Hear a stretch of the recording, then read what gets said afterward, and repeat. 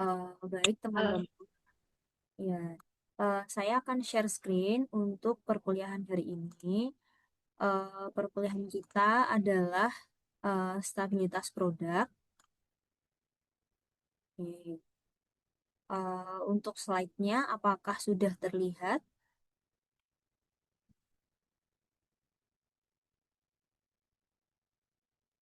Ya, Bu. Di, oke, sebentar ya.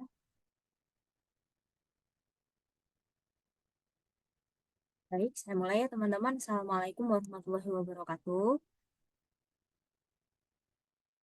Waalaikumsalam. Waalaikumsalam warahmatullahi wabarakatuh. Baik, untuk perkuliahan hari ini akan saya mulai untuk mata kuliah stabilitas produk. Sebelum mulai perkuliahannya, kita berdoa terlebih dahulu. Berdoa dipersilahkan. Baik, berdoa selesai. Eh, ya, sebelum mulai perkuliahannya, saya akan menyampaikan RPS-nya terlebih dahulu. Untuk RPS, teman-teman juga bisa menemukan RPS ini di e-learning. Jadi di e-learning nanti akan ditampilkan di bagian pengumuman. Kemudian ini RPS kita. Jadi nanti di pertemuan satu ini kita akan mempelajari tentang studi stabilitas produk farmasi dan regulasinya. Dan ini adalah RPS hingga ujian akhir semester. Kemudian untuk konten selama 7 pertemuan ke depan bisa dilihat di slide yang ada di layar teman-teman semuanya, mulai dari introduction yaitu hari ini, pertemuan pertama, kemudian ada improving stability, peningkatan stabilitas produk, kemudian efek bahan kemas terhadap stabilitas produk, kemudian protokol stabilitas produk, dan interpretasi data hasil uji stabilitas produk. Ini adalah outline untuk hari ini. Jadi kita akan mempelajari terkait dengan yang pertama introduction atau pendahuluan, kemudian ada tipe stabilitas, kemudian ada pengujian stabilitas, kemudian ada degradasi fisika, kimia, dan juga degradasi mikrobiologi. Baik, untuk yang pertama yang akan saya sampaikan adalah terkait uji stabilitas berdasarkan USP. Jadi berdasarkan USP sebenarnya apa sih itu stabilitas gitu ya. Nah, stabilitas itu adalah bagaimana suatu produk itu bisa mempertahankan gitu ya eh, kualitasnya hingga ke limit tertentu atau batas tertentu yang ditentukan selama periode penyimpanan dan juga penggunaan. Dengan kata lain, ini adalah shelf life. Jadi, bagaimana suatu produk itu bisa dipertahankan dan masih bisa berefek sampai batas waktu yang telah ditetapkan. Kemudian, yang berikutnya, kapasitas dan juga kapabilitas dari formula untuk mempertahankan stabilitas dan juga kemampuan bahan pengemas untuk mempertahankan produk tersebut itu termasuk dalam bagian stabilitas. Jadi dipertahankan dari faktor apa? Dipertahankan dari faktor utamanya adalah faktor kimia, mikrobiologi, kemudian untuk menjaga potensi terapeutiknya, menjaga supaya tidak muncul potensi toksikologi dan juga spesifikasi yang lain. Nah, ini adalah pengertian dari stabilitas obat. Jadi diartikan sebagai kemampuan suatu bentuk sediaan farmasi atau bentuk sediaan obat untuk mempertahankan baik itu secara fisika, ya, physical, chemical, secara kimia, kemudian secara terapeutik, kemudian secara mikrobiologi selama proses penyimpanan dan juga selama pemakaian oleh pasien. Seperti itu. Nah, kemudian kenapa sih kita harus memastikan bahwa kita harus mempelajari terkait dengan stabilitas produk, utamanya adalah stabilitas obat ya di kefarmasian. Yang pertama adalah untuk memastikan gitu ya keamanan dan juga efikasi. Nah, jadi ceritanya obat itu selama proses pemakaian itu bisa selama proses pemakaian dan penyimpanan itu bisa mengalami perubahan yang kita sebut dengan degradasi. Nah, degradasi ini bisa disebabkan oleh beberapa hal. Yang pertama adalah disebabkan dari temperatur, misalnya terjadi kenaikan suhu. Kemudian juga bisa dari cahaya. Kemudian bisa juga dari humidity atau RH atau kelembapan, gitu ya. Kita sebutnya kelembapan. Atau bisa juga dari adanya oksigen atau keberadaan oksigen di sekitar obat tersebut. Nah, mempelajari terkait stabilitas obat ini bisa membuat kita untuk mempermudah menentukan kapan obat ini bisa bertahan, sejauh mana obat ini bisa bertahan, dan kita sebut itu sebagai shelf life. Yang berikutnya ini terkait dengan poin yang pertama. Poin yang pertama adalah menjaga keamanan dan juga efikasi. Nah, poin yang kedua ini saling terkait, yaitu untuk menentukan shelf life dan juga storage condition. Nah, shelf life itu adalah lama waktu obat itu bisa bertahan untuk disimpan, sedangkan storage condition itu adalah kondisi tempat obat itu disimpan. Nah, kita sering sekali misalnya menyimpan obat, kan biasanya tertulis ya, disimpan di bawah suhu 30. Nah, kenapa kita bisa menentukan di bawah suhu 30 tersebut? Itu karena kita sudah mempelajari stabilitas dari produk itu. Ada produk-produk yang harus disimpan misalnya di kulkas. Ada yang misalnya harus disimpan di freezer. Ada yang misalnya bisa disimpan di suhu ruang. Nah, tujuan kita mempelajari stabilitas produk adalah untuk menentukan hal tersebut, gitu ya. Nah, yang berikutnya adalah untuk mengetahui packaging dan juga formulasi yang diperlukan untuk mempertahankan stabilitas dari obat tersebut, ya. Jadi ada beberapa obat yang butuh proteksi tertentu utamanya di packagingnya. Misalnya butuh packaging yang berwarna gelap atau butuh packaging yang harus berasal dari kaca. Nah, kemudian ada juga yang misalnya formulanya harus tertentu. Misalnya harus tabletnya di coating atau misalnya formulanya harus dienkapsulasi karena ada pertimbangan tertentu yang terkait dengan stabilitas obat. Nah, yang berikutnya adalah untuk memenuhi regulasi dari pihak-pihak terkait. Nah, pihak terkait itu apa saja? Ada FDA, EMA, dan BPOM. Nah, karena kita tinggal di Indonesia, maka kita harus memenuhi regulasi utamanya adalah regulasi BPOM. Jadi, sebelum obat itu diproduksi, maka obat itu harus kita ujikan stabilitasnya selama periode tertentu. Nah, setelah periode tertentu itu, kita bisa mengajukan datanya ke BPOM. Nah, ketika sudah memenuhi data tersebut, maka BPOM akan memberikan izin edar atau approval atau persetujuan terhadap produk tersebut. Namun produk itu tentunya masih harus dilakukan uji stabilitas lanjutan atau istilahnya adalah ongoing product stability untuk menentukan kualitasnya. Nah, yang berikutnya adalah support distribution dan handling. Ini tentunya kaitannya dengan distribusi ya, teman-teman. Jadi kita ketahui bahwa eh, Indonesia ini kan negaranya kepulauan. Suatu obat atau produk itu pasti untuk moving atau bergerak dari suatu tempat ke tempat yang lain, tidak bisa hanya misalnya melalui jalan darat, bisa juga melalui kapal misalnya atau misalnya melalui pesawat yang mana pasti mereka punya kondisi tertentu gitu ya, nggak selalu misalnya kondisinya stabil suhu ruang, bisa jadi di waktu tertentu itu kondisinya menjadi panas. Nah, data dari stabilitas ini bisa digunakan untuk menentukan bagaimana sih jalur distribusi dan handling yang tepat bagi suatu obat. Khawatirnya ketika distribusi dan handlingnya itu tidak tepat, misalnya suhunya terlalu panas dan tidak terjaga, maka akan mempengaruhi stabilitas dari produk tersebut. Nantinya, jika stabilitas dari produk itu terdampak akibat kesalahan distribusi ataupun handling, maka yang dirugikan adalah pasien, karena pasien pastinya akan mendapatkan obat yang tidak sesuai dengan kualitasnya. Ya. Jadi ada beberapa tujuan yang akan kita capai dari mempelajari stabilitas produk. Baik, yang berikutnya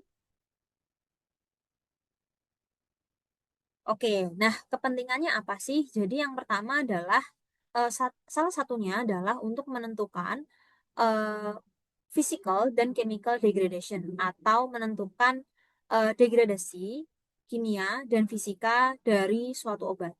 Yang mana ketika suatu obat ini mengalami degradasi, baik itu kimia maupun fisika, maka efek farmakologinya juga akan terdampak. Nah, ketika efek farmakologinya terdampak, apa yang terjadi? Yang terjadi adalah efek terapeutiknya dan juga efek toksikologinya juga akan terdampak. Begitu ya. Jadi misalnya suatu obat ini mengalami perubahan tertentu di struktur tertentu ya. Kita ambil contoh yang paling mudah adalah epinefrin. Nah, ketika terjadi perubahan kimia pada epinefrin tersebut, misalnya, maka akan terjadi perubahan efek farmakologi. Nah, ketika terjadi perubahan efek farmakologi, maka epinefrin tersebut sudah tidak memberikan efek terapi yang seharusnya dan justru malah bisa memberikan efek toksikologi atau efek yang beracun atau efek yang merugikan bagi pasien. Yang berikutnya adalah produk farmastikal ini biasa akan bisa kita gunakan untuk menentukan efikasi dan juga safety-nya bahwa obat yang kita berikan kepada pasien itu sudah terjamin eh, efikasi dan juga safety-nya berdasarkan dari data tersebut. Yang ketiga adalah untuk memaintenance gitu ya, untuk menjamin kualitasnya sampai batas akhir tanggal expirednya atau tanggal kadaluarsanya. Nah, ketika tanggal kadaluarsa itu tidak kita ketahui, mau sampai kapan produk ini akan dipakai, nah kita nggak tahu. Tapi ketika ada produk, ketika tanggal itu bisa kita ketahui, maka kualitas dari obat itu bisa kita jamin sampai di tanggal tersebut. Nah, biasanya sih tanggal untuk kadaluarsa atau expiration date itu tidak melulu kita pakai tidak melulu kita pakai atau kita tentukan tepat misalnya di bulan di mana obat tersebut mengalami penurunan atau mengalami degradasi. Jadi pasti biasanya kita tarik mundur 90 hari atau 3 bulan sebelum data yang sebenarnya. Jadi sebelum tanggal aslinya, 3 bulan sebelumnya biasanya kita tarik mundur. Tujuannya untuk apa? Nah, tujuannya adalah salah satunya untuk proses penarikan obat, gitu ya. Karena obat itu pasti didistribusikan. Bisa didistribusikan di apotek, kemudian didistribusikan ada di PBF-PBF atau puskesmas. Kalau tanggalnya itu tepat, bersamaan misalnya tanggal hasil perhitungannya itu misalnya expired date di bulan Mei, dan yang kita tampilkan juga sama di bulan Mei, maka tidak ada waktu untuk melakukan penarikan. Sehingga biasanya ada spare waktu atau waktu luang selama 90 hari kurang lebihnya. Nah, yang berikutnya adalah untuk menjamin bahwa obat ini bisa berada di berbagai kondisi. Kondisi penyimpanan utamanya. Jadi misalnya disimpan di gudang. Setelah obat itu jadi, tidak mungkin obat ini langsung ditransportasikan atau langsung didistribusikan. Pasti obat ini mengalami yang namanya penyimpanan. Nah, penyimpanan ini dilakukannya di mana? Tentunya di gudang. Kalau itu masih di gudang farmasi, tentunya suhunya masih terukur, masih terjaga. Namun apa yang terjadi ketika itu ditransportasi? Nah, moda transportasi kita banyak ya teman-teman. Jadi bisa melalui darat, laut, dan juga udara tentunya. Nah, tidak mungkin semua itu bisa kita jaga meskipun selalu pastinya akan dijaga selama proses distribusi, namun tidak bisa kita kendalikan 100%. Nah, maka dari itu data dari uji stabilitas ini bisa untuk menentukan transportasi dan juga distribusi model seperti apa yang bisa dilakukan untuk mendistribusikan obat yang sudah diproduksi. Ya, jadi kurang lebih seperti itu. Baik, kita ke slide yang berikutnya. Oke, nah kebutuhannya apa saja sih? Tadi ya, jadi menentukan kualitas gitu ya, menentukan kualitas dan juga eh, variasi dari proses penyimpanan utamanya gitu ya. Jadi misalnya obat ini bisa disimpan di suhu seperti apa? Apakah perlu di suhu freeze, beku, ataukah di suhu dingin, ataukah di suhu ruang gitu ya. Yang berikutnya adalah untuk menentukan shelf life sampai kapan obat ini bisa bertahan. kemudian menentukan container closure stability, jadi misalnya menentukan kemasan seperti apa ya yang cocok stability-nya. Jadi apakah butuh kemasan yang botol kaca atau butuh hanya cukup kemasan plastik? Kalaupun kemasan plastik, plastiknya seperti apa gitu ya. Yang berikutnya adalah untuk mencegah ya, mencegah pengeluaran berlebih bagi industri itu sendiri. Jadi ketika industri itu memproduksi suatu obat, maka harus dijamin kebenaran dan juga kesesuaiannya hingga akhir. Karena ketika terjadi kesalahan, maka expenses atau pengeluarannya akan jauh lebih besar. Yang berikutnya atau yang terakhir tentunya adalah untuk menjamin keamanan dan juga efikasi dari obat tersebut selama dikonsumsi dan juga disimpan oleh pasien. Karena nggak selalu tiap obat yang dikonsumsi oleh pasien itu akan selalu habis. Biasanya pasti juga akan disimpan. Nah, selama disimpan pada waktu tertentu, kita harus memastikan bahwa obat itu memang tetap sesuai dengan kualitas pada saat awal industri itu mendistribusikannya. Gitu ya. Baik, berikutnya adalah tipe dari stabilitas. Nah, tadi di awal ada beberapa yang kita bahas di outline. Yang pertama adalah stabilitas fisika dan kimia atau physical dan chemical, ya. Kemudian yang berikutnya ada microbiological atau stabilitas mikrobiologi. Yang berikutnya juga ada stabilitas terapeutik, gitu ya. Lalu ada lagi yang toksikologi dan genotoksik. Nah, yang hari ini kita bahas adalah stabilitas dari fisika, kimia, kemudian ada stabilitas terapeutik dan juga mikrobiologi. Nah, mari kita bahas satu per satu. Nah, sebelum masuk ke pembahasan itu, ada beberapa uji stabilitas yang memang perlu dilakukan. Nah, yang perlu dilakukan tipenya ada tiga, yaitu long term, ada intermediate, dan accelerated. Nah, long term itu dilakukan jangka panjang. Biasanya bahkan sampai 5 tahun, gitu ya. Nah, minimal periodenya adalah 12 bulan. Setelah 12 bulan ini akan diajukan ke BPOM datanya untuk approval atau persetujuan BPOM untuk mendapatkan nomor izin edar. Nah, yang berikutnya ada intermediate, ini minimal dilakukan 6 bulan dengan suhu 30 derajat. Kemudian ada juga yang accelerated atau uji stabilitas dipercepat dengan suhu yang tentunya lebih tinggi di 40 derajat Celcius dengan RH juga yang lebih tinggi yaitu 75% dan minimal periodenya adalah 6 bulan. Nah, tipe dari uji stabilitas ini saya ambil dari ASEAN Guideline dan juga ICH. Nanti silahkan teman-teman bisa download di e-learning. Ya, jadi sudah kami sediakan di e-learning. Nah, kita bahas sekarang satu persatu jalur degradasi secara fisika, ya. Jadi, kenapa degradasi itu mempengaruhi stabilitas? Yang pertama adalah degradasi itu bisa mempengaruhi stabilitas karena bisa menurunkan kualitas dan juga kuantitas, begitu ya, dari potensi terapi dari obat tersebut. Jadi, misalnya ketika sudah turun potensinya lebih dari 10% atau hanya ada 90% atau 80% potensi dari obat tersebut, maka efek terapinya juga akan terdampak. Yang kedua adalah dapat menghasilkan produk toksik akibat adanya degradasi. Nah, hal ini tentunya bisa mempengaruhi keamanan dari pasien itu sendiri ya. Jadi bisa jadi ketika ada produk toksik yang masuk ke dalam tubuh, maka otomatis bisa mempengaruhi keamanan dari pasien.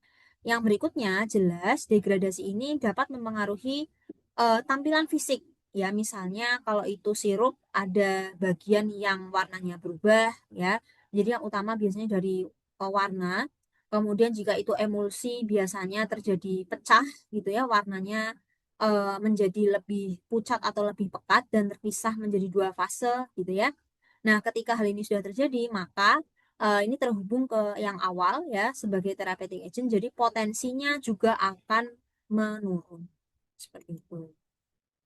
Nah, ini beberapa contoh degradasi secara fisik ya.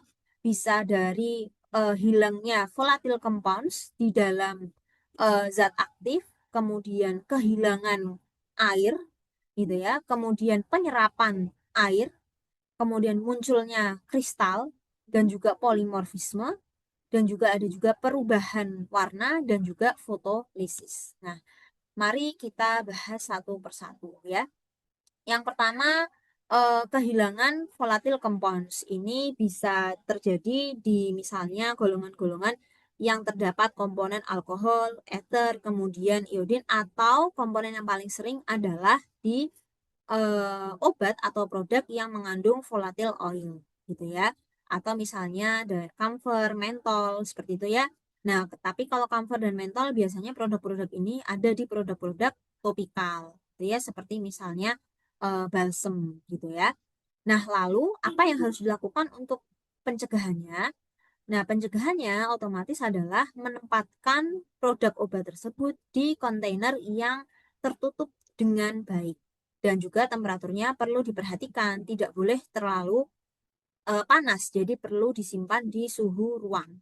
Nah, label itu harus tercantum di kontainernya atau di wadahnya, karena ketika suhu penyimpanannya terlalu tinggi, maka otomatis ada beberapa volatil compound yang pastinya akan mengalami degradasi, sehingga obat itu akan kehilangan volatil compound. Nah, yang berikutnya adalah loss of water. Kalau ini terjadi biasanya di beberapa kali adalah di emulsi gitu ya, atau di beberapa obat misalnya adalah krim gitu ya, yang terjadinya adalah kehilangan air. Nah, untuk obat-obat yang seperti ini, kehilangan komponen air itu bisa menyebabkan, misalnya kalau itu emulsi adalah emulsinya bisa pecah, kemudian terjadi perubahan warna, dan juga potensi atau keamanan dari obat itu juga terdampak. Nah, kalau seperti itu, maka pencegahannya masih sama, yaitu disimpan di tempat yang tertutup rapat. Jadi, kalau untuk fisik, degradasi fisik, maka preventionnya atau pencegahannya itu biasanya di wadahnya, bukan ke formulanya. Nah, kalau nanti kita bahas yang chemical, maka biasanya akan kena ke formulanya. Gitu ya, teman-teman ya. Baik, yang berikutnya adalah absorption of water atau penarikan atau absorpsi dari air. Ini terjadi biasanya di obat-obat yang higroskopik. Jadi biasanya akan menarik air atau komponen air di sekitarnya. Nah, eh, ini terjadi biasanya di produk-produk apa? Biasanya di produk-produk suppositoria, gitu ya. Yang berbasis apa? Yang biasanya berbasis gelatin dan juga polyethylene glycol. Nah, kemudian preventionnya atau pencegahannya seperti apa? Biasanya kalau seperti ini, yang pertama produk itu harus disimpan di wadah yang tertutup rapat. Dan kalau itu adalah berupa misalnya tablet, contohnya misalnya seperti effervescent gitu ya, maka bisa ditambahkan dengan silika gel gitu ya di bagian kemasannya supaya apa? Supaya obat itu tetap dalam kondisi yang kering. Nah, berikutnya ada crystal growth. Nah, kalau crystal growth ini terjadi juga sama akibat produk itu tersaturasi. Nah, biasanya ini terjadi karena adanya proses pengendapan atau kehilangan air gitu ya. Ini terjadi di komponen obat-obat yang punya kalsium di dalamnya atau sering terjadi juga di suspensi. Jadi lama-lama akan membentuk caking gitu ya. Nah, suspensi yang kita kenal biasanya adalah suspensi misalnya sukralfat atau misalnya suspensi antasida. Nah, kalau seperti ini barulah kita perlu yang namanya memodifikasi formula. Caranya seperti apa? Caranya adalah ditambahkan stabilizer atau dengan memanfaatkan suspending agent. Seperti misalnya kita pakai CMC ataupun misalnya HPMC gitu ya. Ketika kita meningkatkan viskositas dari produk, maka biasanya potensi terbentuknya kristalisasi ini juga akan semakin rendah karena viskositasnya akan meningkat. Seperti itu.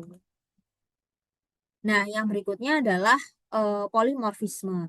Nah, kalau polimorfisme ini biasanya terjadi di beberapa obat yang memiliki karakteristik tertentu. Kalau dulu mungkin teman-teman kenalnya polimorfisme itu adalah di kristalnya. Contohnya misalnya adalah oleum kakao, gitu ya. Nah, contoh lainnya adalah misalnya di cortison acetate suspension. Nah, kalau seperti ini bisa kita eh, kawal sebenarnya dari awal terkait dengan kristalnya, yaitu dari bahan awalnya atau raw materialnya gitu ya, di pemeriksaan raw material dan juga ketika memang terjadi polimorfisme itu, maka kita juga bisa melakukan modifikasi di formula begitu ya untuk mencegah terjadinya perubahan kristal gitu ya.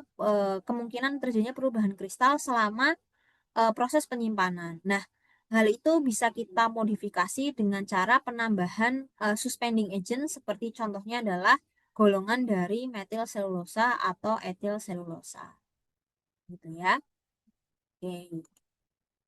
Yang berikutnya adalah fotolisis. Nah, kalau fotolisis ini terjadi biasanya karena tereksposnya molekul obat kita gitu ya pada cahaya dan mereka biasanya tipikal yang bisa menyerap radiasi cahaya pada wavelength atau panjang gelombang tertentu sehingga menyebabkan obat itu terdekomposisi atau mengalami degradasi atau perubahan gitu ya. Contohnya adalah di sodium nitroprusit. Ini adalah salah satu obat untuk eh, hipertensi gitu ya. Jadi untuk hipertensi akut gitu ya. Nah, biasanya untuk mencegah terjadinya fotolisis seperti ini, maka yang digunakan adalah modifikasi di pengemasnya. Jadi pengemasnya harus kita cari bahan kemas yang memang bisa menahan supaya cahaya itu tidak terserap masuk ke eh, obatnya.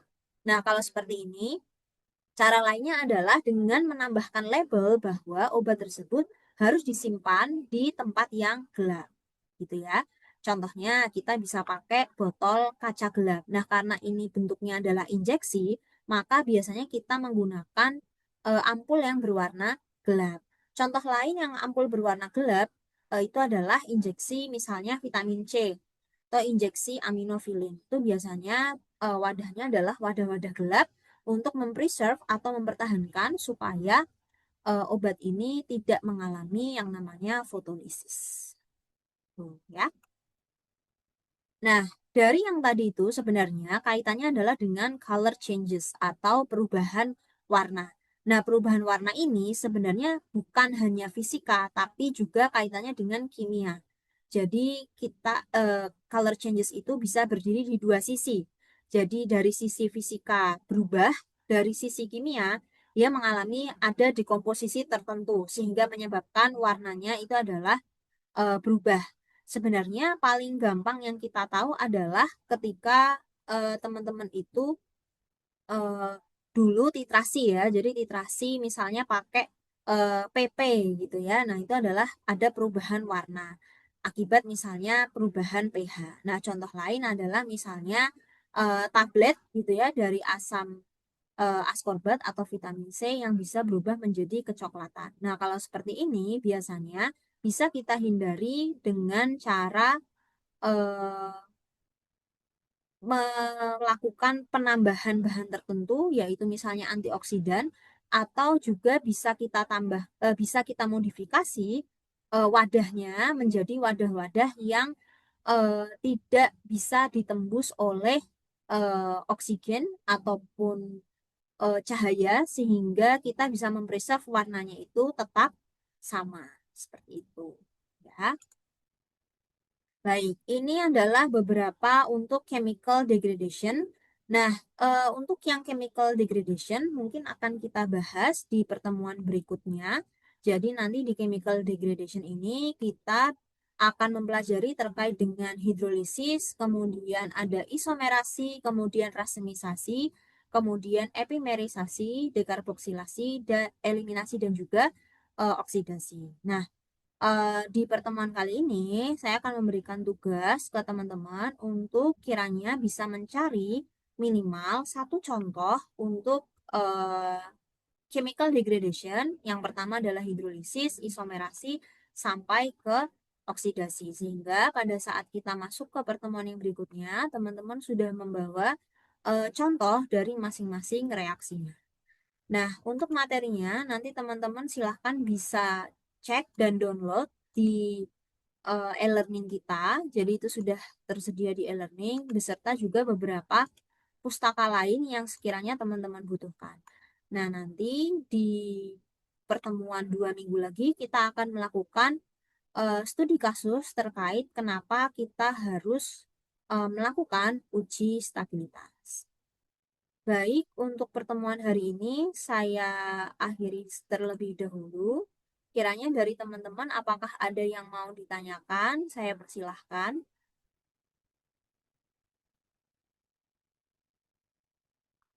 Baik, saya rasa cukup untuk hari ini. Sebelum kita akhiri pertemuannya, kita tutup dengan membaca hamdalah. Alhamdulillahirrabbilalamin. Terima kasih atas perhatiannya dari teman. Saya akhiri dulu untuk pertemuan hari ini. Wassalamualaikum warahmatullahi wabarakatuh. Waalaikumsalam Waalaikumsalam warahmatullahi warahmatullahi wabarakatuh. wabarakatuh.